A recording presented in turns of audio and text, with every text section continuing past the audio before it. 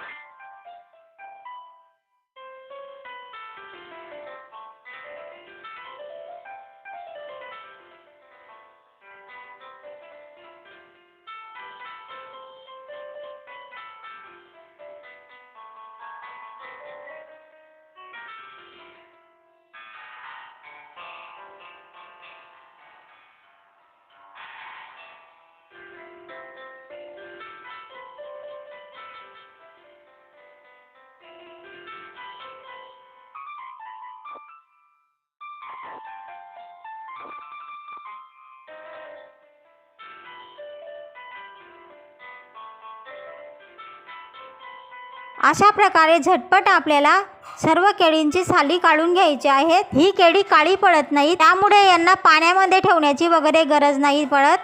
आता आपल्याला हे चिप्स खारवण्यासाठी अर्धी वाटी पाणीमध्ये 1 चमचा मीठ घालून घ्यायचं आहे। उपवासासाठी वगैरे तुम्ही ही केळी वेफर्स वापरत नसाल तर हळदी घालून घ्या आणि उपवासाला जर तुम्हाला हळद चालत नसेल तर नाही घातली तरी चालेल, फक्त मीठ घालून घ्या।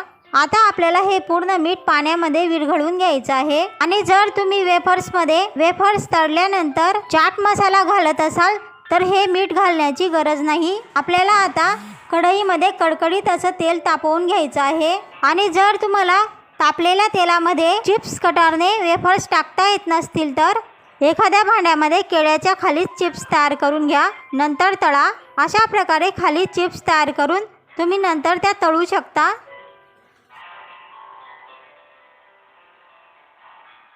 मी तापलेल्या तेलामध्येच चिप्स कटरने चिप्स टाकून घेणार आहे। ही पद्धत तशी सोपी असते, पण हाताला तापलेल्या तेलाचा चटका वगैरे बसू शकतो, त्यामुळे सांभाळून चिप्स टाका। चिप्स टाकताना गॅस हा फुल ठेवा। मी एकाच केळ्याची चिप्स केलेली आहे, बघा किती झालेले आहेत। तर ह्या चिप्सला आपण हलक्या हाताने हलवत तळून घेऊ। वेफर्स टाकल्यानंतर कच्चे असताना तेलावर खूप बुडबुडे असतात। जसजसे आपले वेफर्स तळले जातात तसे हे बुडबुडे कमी कमी होत जातात।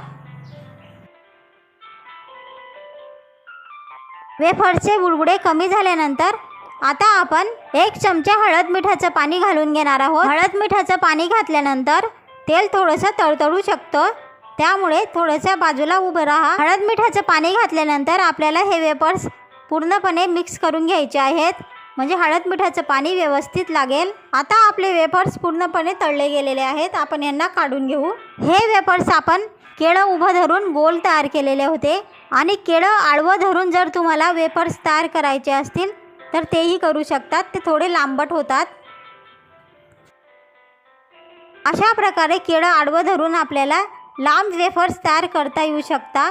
तुम्हाला जशा प्रकारे वेफर्स तयार करायचे असतील त्या पद्धतीने तुम्ही वेफर्स तयार करू शकता.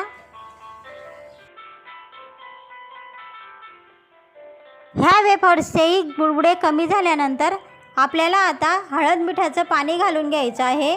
दोन्ही वेफर्सला आपल्याला कढईमध्ये साधारण 1 टेबलस्पून पाणी घालायचं आहे. जास्त पाणी घालू नका हळद मिठाचं, हे लक्षात घ्या. अशा प्रकारे आपल्याला सर्व वेफर्स तयार करून घ्यायचे आहेत.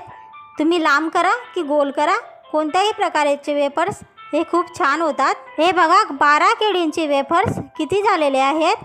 हे गोल वेफर्स तयार केलेले आहेत मी, आणि हे लांबट तयार केलेले आहेत. आणि तळताना जर तुम्ही मीठ हळद घातलेली नसेल, मीठ हळद पावडर, मिरची पावडर किंवा चाट मसाला घालायचा असेल तर तो घालू शकता. बघा आता ह्या वेफर्सला आई कुचकरून दाखवणार आहे. बघा किती कुरकुरीत आपले वेफर्स तयार झालेले आहेत. नक्कीच करून बघा. घरच्या घरी केळीचे वेफर्स अगदी झटपट होतात आणि बाजारात मिळणारे जुने वेफर्स खाण्यापेक्षा हे ताजे ताजे वेफर्स आपण नक्कीच करून खाऊ शकतो. आणि नवीन आलेला असाल तुम्ही तर माझ्या चॅनलला सबस्क्राईब करून घ्या, बेल बटन ऑन करून द्या, म्हणजे असेच नवनवीन रेसिपी तुम्हाला पाहायला मिळत राहतील. आणि छानशी कमेंट करायला विसरू नका, व्हिडिओला लाईक करायला विसरू नका. आणि हा व्हिडिओ जर तुम्हाला इतरांना म्हणजे तुमचे मित्र मैत्रिणी नातेवाईक ओळखीच्यांना किंवा कोणत्याही सोशल साईटवर शेअर करावासा वाटला तर शेअरही नक्की करा. भेटूया आता पुढच्या रेसिपीमध्ये. तोपर्यंत स्वतःची काळजी घ्या, स्वतःच्या कुटुंबियांची काळजी घ्या. पुढच्या रेसिपीपर्यंत नमस्कार.